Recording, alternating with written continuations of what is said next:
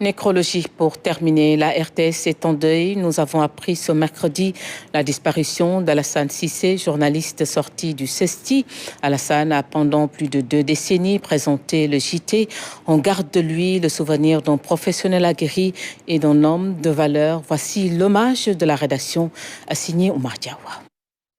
Je vous signale que le président de la République a reçu cet après-midi le président directeur général du groupe Tata. Alassane Cissé, ce nom résonne désormais dans l'éternité, gravé dans la mémoire de tous ceux qui l'ont connu. Quand la mort frappe sans prévenir, avec cette brutalité qui nous laisse désemparés, il devient parfois difficile de se représenter un visage pourtant familier. Pendant de longues années, Alassane Cissé a incarné l'excellence journalistique à la RTS.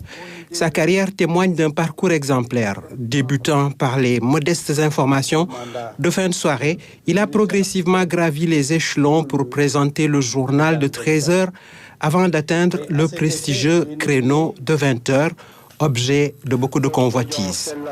Mais au-delà de la présentation des journaux télévisés et des magazines, Alou était avant tout un reporter dans l'âme. Infatigable, il sillonnait le Sénégal et parcourait le monde en quête d'informations, toujours guidé par cette soif de vérité qui caractérise les grands journalistes.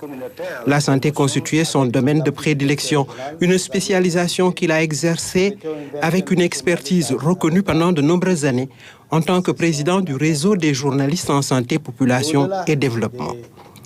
Diplômé du CESTI de l'UCAD en 1997, le regretté Alassane avait immédiatement rejoint la rédaction du journal télévisé sous la direction alors de Daouda Ndiaye.